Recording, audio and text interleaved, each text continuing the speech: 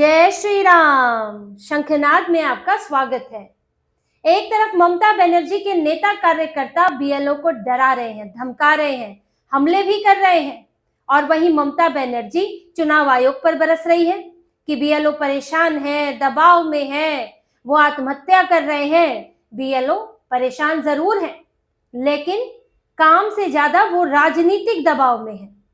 उन्हें गलत फॉर्म भर स्वीकार करने के लिए, गलत दस्तावेज स्वीकार करने के लिए मजबूर किया जा रहा है, और जब वो नहीं कर रहे हैं तो उन्हें घर जाकर धमकी दी जा रही है, और यहां तक कि उनके परिवार पर भी हमला हो रहा है। और ऐसा ही मामला आया है मालदा से। मालदा सीमावर्ती इलाका, मुस्लिमों की अच्छी खासी आबादी, और वहां पर कसीमुद्दीन नाम का व्यक्ति एक बीएलओ के पति पर हमला करता है। बीएलओ निवेदिता मंडल, जो कि यही एसआईआर का काम कर रही है, फॉर्म ले रही है, दस्तावेज ले रही है, और वो उन पर दबाव बनाता है, और जब बात नहीं बनती है तो उनके पति पर हमला करता है। और बताया जा रहा है कि कसीमुद्दीन टीएमसी से जुड़ा हुआ है, आरोप लग रहे हैं, और इस आदमी के ऊपर पुलिस कार्रवाई करने से डरती है, एफआईआर नहीं दर्ज करा रही है। बीएलओ सरकारी कर्मचारी, असिस्टेंट टीचर है निवेदिता मंडल, स्कूल में, सरकारी स्कूल में कार्यरत है, और यह बीएलओ की ड्यूटी पर है, सरकारी कर्मचारी है, और उनके पति पर हमला करने वाला और उन्हें रात में घर पर आकर धमकी देने वाले व्यक्ति पर पुलिस एफआईआर नहीं कर रही है। और क्या आपको बड़ा आधार चाहिए? ये कोई सड़क पर हुआ रोड रेस का झगड़ा नहीं है कि आप एफआईआर दर्ज करेंगे, उससे मामले बढ़ जाएंगे तो ऐसे ही रफा दफा कर दो। ये सरकारी कर्मचारी पर हमला किया है, चुनाव आयोग का काम हो रहा है, और कह रहे हैं कि बातचीत करके सुलझा लो। ये ममता बनर्जी की पुलिस है जो सिर्फ टीएमसी के लिए काम कर रही है, बंगाल के लिए काम नहीं कर रही है। लेकिन क्योंकि उनके पति पर हमला किया था, उनके पति को अस्पताल में भर्ती कराना पड़ा, उनका इलाज चल रहा था, तो उनकी पत्नी निवेदिता मंडल ने इस पर विरोध प्रदर्शन किया। उनके साथ जिस स्कूल में पढ़ाती हैं वहां के प्रधानाध्यापक, वहां के दूसरे शिक्षक और टीचर्स एसोसिएशन के लोग बीडीओ दफ्तर पहुंचे, ब्लॉक डेवलपमेंट ऑफिसर के दफ्तर पहुंचे। वहां पर उन्होंने एक पत्र लिखा, ज्ञापन सौंपा और एफआईआर की मांग की कि अगर ये ऐसे ही चलता रहा तो हम काम कैसे करेंगे, जब तक वो व्यक्ति जेल में नहीं होगा तो हम घर से कैसे निकलेंगे। निवेदिता मंडल का यही कहना है कि वो रात को आकर हमें धमकी दे के जाता है, हमें मारने की बात कहता है, परिवार पर हमले की बात कहता है। अगर आज वो ऐसे ही घूमता रहा, जेल में बंद नहीं हुआ, तो भाई मैं घर से कैसे निकलूंगी? हमारे ऊपर कभी भी हमला कर सकता है, पति पर तो कर ही दिया है। तो उसको गिरफ्तार करने की मांग की, एफआईआर दर्ज करने की मांग की। तब जाकर जब बीडीओ का दखल हुआ, तब टीएमसी की पुलिस ने एफआईआर लिखी है। ये हाल है ममता बनर्जी के शासन में कि पुलिस जो है वो लोगों की नहीं सुनती है। टीएमसी के नेता कार्यकर्ता का नाम आ गया तो मतलब गुंडाई शुरू हो गई, फिर पुलिस कुछ नहीं कर सकती। ये दिखा रहा है ये मामला कि एक सरकारी कर्मचारी के घर पर हमला कर होना, धमकी देना, और वहां पर पुलिस कुछ नहीं कर रही है। लेकिन अब एफआईआर हुई, अब वो कसीमुद्दीन के खिलाफ कार्रवाई होगी। हालांकि अब भी उनका परिवार कितना सुरक्षित है इस पर संशय बना हुआ है। और ये अकेला मामला नहीं है, अभी हाल ही में उत्तर 24 परगना से मामला आया, इसमें बीएलओ दीपक महतो को धमकी दी, और किसने दी? टीएमसी से ही जुड़े हुए जमीरुल इस्लाम मोल्ला ने।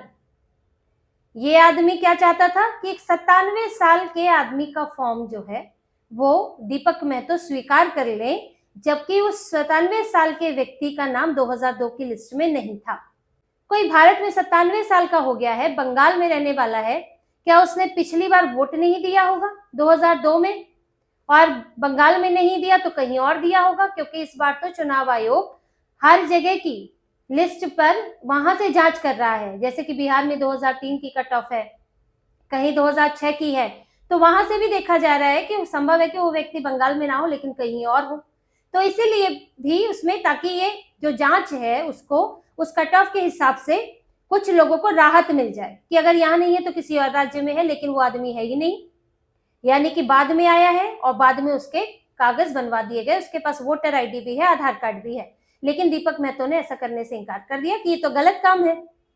अब इसके बाद जमीरुल इस्लाम मोल्ला वो तो भड़क गए और धमकियां देने लगे कि इस फॉर्म को स्वीकार करो नहीं तो अंजाम भुगतना होगा।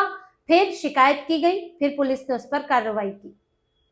और ये तो कुछ ऐसे मामले हैं जो निकलकर मीडिया में आ जाते हैं, वरना तो कई ऐसे मामले हैं जिनमें धमकियों के आगे बीएलओ कई बार अपने को बचाने के लिए इनके अनुसार ही चल रहे हैं। जैसे टीएमसी के नेता का सामुदायिक भवन है एक जगह, वहीं पर बैठ के बीएलओ काम कर रहा है, बीएलओ घर घर नहीं जा रहा है। ये स्थिति है, करे क्या? दबाव इतना इनकी तरफ से हो जाता है। कई जगह ये शिकायत नहीं कर रहे हैं कि हमें धमकी मिल रही है, क्योंकि उसके बाद भी डर बना रहता है।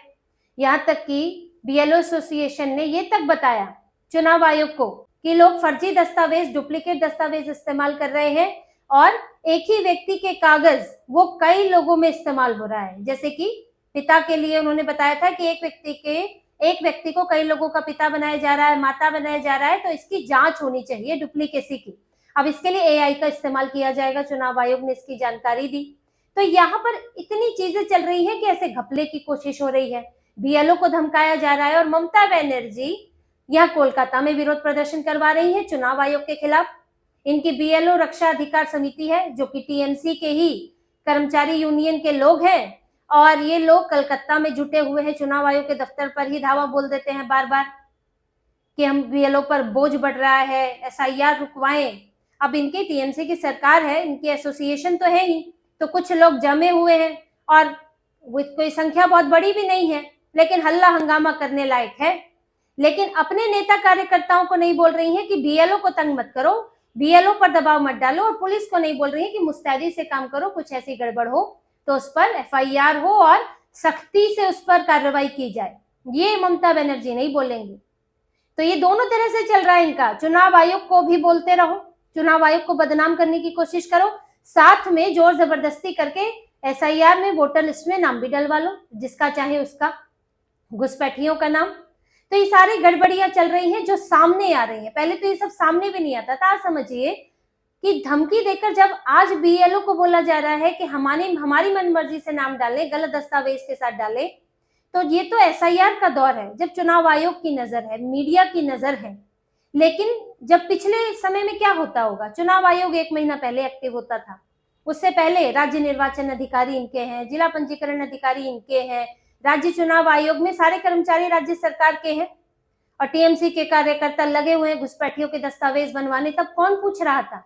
ये वोटर लिस्ट में नाम पर नाम चढ़ गए, किसी ने नहीं देखा सही दस्तावेज है, गलत दस्तावेज है, किसी ने अपने ससुर को पिता बना दिया, किसी ने किसी और को अपना पिता बना दिया, ये सब चल रहा था। कितने धड़ल्ले से नाम चढ़ाए गए होंगे। और ये तो ममता बनर्जी खुद कह चुकी हैं, जब वो सत्ता में नहीं थी, जब संघर्ष कर रही थी सत्ता में आने के लिए, तो संसद में 2 लिस्ट लेकर आई थी। कह रही थी ये लिस्ट है जिसमें भारत के वोटर्स हैं, और एक लिस्ट है जिसमें बांग्लादेशी वोटर्स के नाम है जो भारत में वोट दे रहे हैं। 20 सालों पहले की बात है।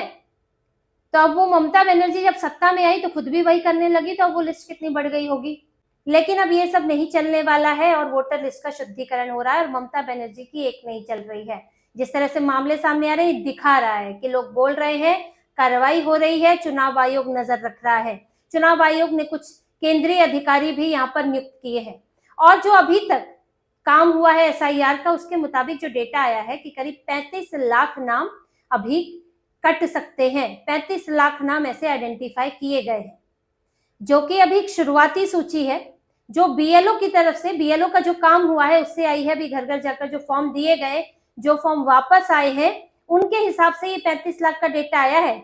अभी तो जब डिजिटलीकरण ठीक से होगा, पूरा होगा, अभी 88% हुआ है, जब पूरा डिजिटलीकरण होगा फिर उसमें स्क्रूटनी की जाएगी, सारे दस्तावेज देखे जाएंगे, एआई का इस्तेमाल होगा, डुप्लीकेट हटाया जाएगा, तो तब ये डेटा और ज्यादा बढ़ सकता है। अब इस 35 लाख में देखिए कि क्या कौन कौन है। 18,70,000 ऐसे हैं जिनकी मृत्यु हो चुकी है, 3,80,000 हैं जिनका पता नहीं चल पा रहा है, जो वहां रहते तो थे लेकिन अब नहीं पता कि कहाँ है। 11,82,000 ऐसे हैं जो स्थानांतरित हो चुके हैं, यानी कि कहीं और के वोटर बन गए। 77,560 ऐसे हैं जो कि फर्जी हैं, जिनके कागज ही गड़बड़ है। तो अभी 35 लाख का आंकड़ा है, जो कि बढ़कर और ज्यादा हो सकता है, और ममता बनर्जी की टेंशन भी बढ़ा सकता है। और अंतिम में तो ये भी सामने आ सकता है कि पूरे बंगाल से कितने कटे और सीमावर्ती इलाकों से कितने नाम, कितने वोटर्स कटे हैं। इसी टेंशन में है ममता बनर्जी, इसीलिए कभी अपनी ये बीएलओ एसोसिएशन को आगे बढ़ा देती है, जो इनका रक्षा अधिकार समिति है, कभी उसको आगे बढ़ा देती है, कभी सुप्रीम कोर्ट पहुंच जाती है, कभी तबादले कर देती है, कभी उटपटांग बयान दे रही है चुनाव आयोग के खिलाफ। लेकिन इन सभी कोशिशों के बावजूद भी उनको एसआईआर वो रुकवा नहीं सकती और एसआईआर के बाद जो परिणाम होगा उसको भी ममता बनर्जी अब बदल नहीं सकती। तो इसी तरह की और खबरें और विश्लेषण आपके लिए लाते रहेंगे। हमसे जुड़े रहिए, सब्सक्राइब कीजिए, कमेंट कीजिए। बहुत बहुत धन्यवाद। जय श्री राम।